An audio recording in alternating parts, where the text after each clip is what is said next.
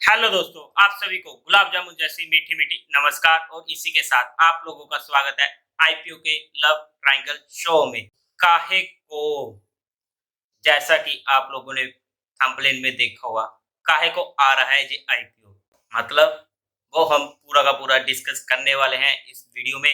तो हम आज के इस आईपीओ एनालिसिस में कंपनी के बेसिक्स, उसके पॉजिटिव्स, नेगेटिव्स, फाइनेंशियल्स, ऑब्जेक्टिव और उसकी इंपॉर्टेंट डेट और एट लास्ट मेरा उसमें फाइनल डिसीजन क्या रहने वाला है, आपको क्लियर एंड सिंपल वर्ड्स में मिलने वाला है। तो इस वीडियो को अभी से लाइक कर दें और चैनल को सब्सक्राइब कर दें। तो स्टार्ट करते हैं हमारा आईपीओ का लव ट्रायंगल शो।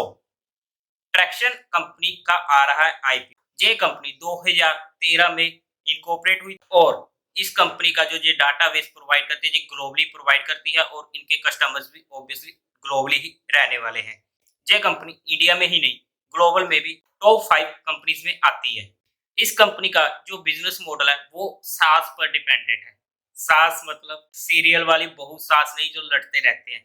सास मतलब जहाँ सॉफ्टवेयर एज अ सर्विस। इनका जो ये बिजनेस है ना, काफी लाइट और इजी बिजनेस है। और अगर हम 31 मई 2021 के अकॉर्डिंग देखते हैं तो 662 मिलियन वेब डोमेन्स को जो स्कैन करती है। कंपनी के पास 3271 यूजर्स हैं और उसी के साथ साथ 1139 कस्टमर अकाउंट्स हैं इनके 58 कंट्रीज में, जो कि काफी अच्छा फिगर रहने वाला है as of 30 June 2022। Company data offer करती है प्राइवेट कंपनीज को, उनके कस्टमर्स को, for deal sourcing, identifying M and A target और उसी के साथ साथ deal diligence and tracking emerging themes across the industries and markets. अब अगर हम कंपनी के पॉजिटिव पॉइंट्स की बात करते हैं तो सबसे पहला पॉइंट तो यही रहने वाला है कि इंडिया में ही नहीं, ग्लोबल में भी टॉप 5 कंपनीज में से एक रहने वाली है। और उसी के साथ साथ जो इनका कस्टमर बेस है वो काफी ज्यादा डाइवर्सिफाइड है, लॉन्ग स्टैंडिंग है और काफी ग्रोइंग ग्लोबल कस्टमर्स इनके होने वाले हैं। और इसी के साथ साथ इनका जो बिजनेस है इन हाउस डेवलप्ड है, स्केलेबल है और सिक्योर टेक्नोलॉजी प्लेटफॉर्म है। अब अगर हम फोर्थ पॉइंट की बात करते हैं तो इनकी जो कॉस्ट आती है ना वो काफी कम आती है, क्योंकि ये इंडिया से ऑपरेट करते हैं और आपको भी पता है कि इंडिया में चीजें कितनी सस्ती अवेलेबल हो जाती है। और इसी के साथ साथ इनके जो प्रमोटर्स है, बोर्ड ऑफ डायरेक्टर हो गए या फिर सीनियर मैनेजमेंट टीम होगी, वो काफी एक्सपीरियंस होने वाली है। इसके बाद अगर हम कंपनी के फाइनेंशियल्स की बात करते हैं तो सबसे पहले टोटल एसेट 31 मार्च 2020 में 52 करोड़, 31 मार्च 2021 में 48 करोड़, 31 मार्च 2022 में 54 करोड़, 30 जून 2021 में 50 करोड़ और 30 जून ऑफ 2022 मतलब कि लेटेस्ट क्वार्टर में 56 करोड़। ओके ओके, हम जहाँ पर टोटल सेट्स बोल सकते हैं, कुछ खास हमें जहाँ पर देखने को नहीं मिल रहा है। अगर हम टोटल रेवेन्यू की बात करते हैं तो 31 मार्च 2020 में 6 करोड़ और उसी के साथ 31 मार्च 2021 में 55 करोड़, 31 मार्च 2022 में 65 करोड़, 30th ऑफ जून 2021 में 15 करोड़, 30th ऑफ जून 2022 मतलब लेटेस्ट क्वार्टर में अगर हम बात करें 19 करोड़। रेवेन्यू में हमें जहां पर ग्रोथ देखने को मिल रही है 2020 से 2022 में। प्रॉफिट आफ्टर टैक्स की बात करते हैं तो 31 मार्च 2020 में 54 करोड़ का लॉस, 31 मार्च 2021 में 4 करोड़ का लॉस, 31 मार्च 2022 में फिर से 4 करोड़ का लॉस, 30 ऑफ जून 2021 में 1 करोड़ का लॉस जहां पर हमें देखने को मिल रहा है। अगर हम लेटेस्ट क्वार्टर की बात करते हैं 30 ऑफ जून 2022 में, जहां पर हमें 1 करोड़ का प्रॉफिट देखने को मिला है।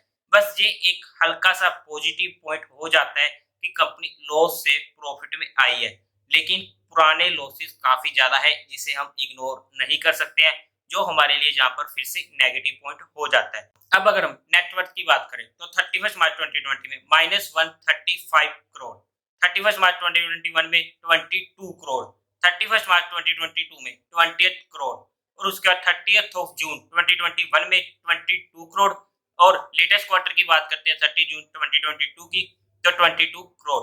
अब अगर हम रिजर्व्स और सरप्लस की बात करते हैं तो 31 मार्च 2020 में -135 करोड़, 31 मार्च 2021 में 21 करोड़, 31 मार्च 2022 में 10 करोड़, 30th ऑफ जून 2021 में 21 करोड़, 30th ऑफ जून 2022 में 13 करोड़। फाइनेंशियल ओके ओके से हम बोल सकते हैं। हमें जहां पर कोई इतने अच्छे फाइनेंशियल देखने को नहीं मिल रहे हैं कि मैं इस आईपीओ को बिना सोचे बिना डरे हाँ कर दूं कि मैं तो इसे अप्लाई करने वाला हूँ। इम्प्रूवमेंट हमें देखने को मिली है क्योंकि ये कंपनी लॉस से प्रॉफिट में आई है, लेकिन वो एक हल्का सा पॉजिटिव पॉइंट है जिससे इस कंपनी के सारे नेगेटिव्स खत्म नहीं होने वाले हैं। अब अगर हम कंपनी के ऑब्जेक्टिव की बात करें ना, तो कोई ऑब्जेक्टिव ही नहीं है कंपनी का। क्या करें? हम कंपनी में को अगर पैसा दे रहे हैं, तो हम एक ये सोच के पैसा देते हैं कंपनी को कि वो कहीं अच्छी जगह पे इन्वेस्ट करेगी। लेकिन इनको तो लिस्टिंग बेनिफिट चाहिए, पूरा का पूरा ओएफएस रहने वाला है। मतलब कि एग्जिस्टिंग ओनर्स अपना माल बेचकर निकल रहे हैं काफ़ी हाई वैल्यूएशन पे, और जब वैल्यूएशन हाई होगी, तो ऑलमोस्ट सर्टेन है कि आईपीओ अच्छा नहीं रहने वाला है। अगर हम कंपनी के टाइम टेबल की बात करते हैं, तो ओपनिंग डेट होने वाली है 10th of October, closing date होने वाली है 12th ऑफ अक्टूबर। अलॉटमेंट हमें मिलेगी 17 ऑफ अक्टूबर से, और रिफंड मिलने स्टार्ट हो जाएंगे 18 ऑफ अक्टूबर से। आपके अकाउंट में शेयर लिस्ट हो जाएंगे 19 ऑफ अक्टूबर को, टेंटेटिव लिस्टिंग डेट है 20th ऑफ अक्टूबर। अगर हम लोट साइज की बात करते हैं, तो 185 शेयर्स का एक लोट रहने वाला है, जिसकी अमाउंट हमें पड़ने वाली है 14,800 से। एचएनआई के बारे में हम जहाँ पर बात नहीं करने वाले, क्योंकि इस आईपीओ को एटलीस्ट मैं एचएनआई में तो गलती से भी अप्लाई करने की भूल नहीं करूंगा। इसी के साथ अगर हम कुछ और आईपीओ की डिटेल को देखते हैं, तो 1 rupees per share face value रहने वाली है, और 75 से 80 रुपीज का प्राइस बैंड रहने वाला है। हमें तो अप्लाई करना होता है कट ऑफ प्राइस। 185 शेयर्स का लॉट रहने वाला है। इशू साइज है 309 करोड़ का, जो कि पूरा का पूरा होने वाला है ओएफएस। बीएससी एनएससी दोनों पे लिस्ट होने वाला है। अगर हम कोटा की बात करते हैं, तो क्वालिफाइड का 75%, एचएनआई का 15% और रिटेलर्स का 10%। कंपनी के प्रमोटर की बात करें, तो नेहा सिंह और अभिषेक गोयल कंपनी के प्रमोटर रहने वाले। प्री इशू होल्डिंग कंपनी की है 50%, जहां पर भी एक नेगेटिव पॉइंट आ जाता है। लेकिन चलो, जो पहले थी वो थी, लेकिन अब आफ्टर इशू इनकी होल्डिंग रहने वाली है 35%। मतलब जहां पर सबसे बड़ा नेगेटिव पॉइंट मुझे ये देखने को मिलता है कि जब कंपनी के प्रमोटर्स को ही अपनी कंपनी पर भरोसा नहीं है, तो कोई और आकर उसमें काहे को इन्वेस्ट करेगा। अब अगर हम कंपनी के नेगेटिव पॉइंट्स की बात करें, सबसे पहला इसके फाइनेंशियल नेगेटिव से पॉजिटिव में आए जरूर है, लेकिन पेंडिंग लॉसेस काफी ज्यादा है, जहां पर हमारे एक मेजर ड्रॉबैक आ जाता है। सेकंड, प्रमोटर होल्डिंग, सबसे बड़ा मेजर पॉइंट मुझे जहां पर भी देखने को मिल रहा है। Third, OFS. Fourth, very high valuation, company ने हमारे लिए जहां पर स्कोप छोड़ा ही नहीं है। फिफ्थ, कंपनी का कोई मेन इशू ही नहीं है, स्टॉक मार्केट में आने का कोई मेन ऑब्जेक्टिव ही हमें यहाँ पर देखने को नहीं मिल रहा है। तो आज हमने कंपनी के बारे में हर चीज डिस्कस कर ली। अगर आपको भी आईपीओ अप्लाई करने हैं, और आपके पास डीमैट अकाउंट नहीं है, और काफी अच्छे अच्छे आईपीओ भी आते हैं जहां पर हम एक आईडी से अप्लाई नहीं करते, अपने फैमिली मेंबर्स फ्रेंड्स के आईडी से भी अप्लाई करते हैं, तो डिस्क्रिप्शन में लिंक आपको अकाउंट ओपनिंग का मिल जाएगा, इंडिया के बेस्ट ब्रोकर्स का, चाहे वो जीरोधा का हो चाहे अपस्टॉक्स का हो। आप वहां से अकाउंट ओपनिंग करवा सकते हो। और इसी के साथ साथ चैनल को सब्सक्राइब करना मत भूलिएगा। और अगर मैं इसमें अपने फाइनल डिसीजन की बात करूं, जैसा कि आप लोगों ने इस वीडियो में देख ही लिया है कि मैं इस आईपीओ को लेकर बिल्कुल भी इंटरेस्टेड नहीं हूं, तो एचएनआई कैटेगरी में तो क्लियर कट डिसीजन है कि मैं इस आईपीओ को गलती से भी भूल कर भी अप्लाई नहीं करूंगा।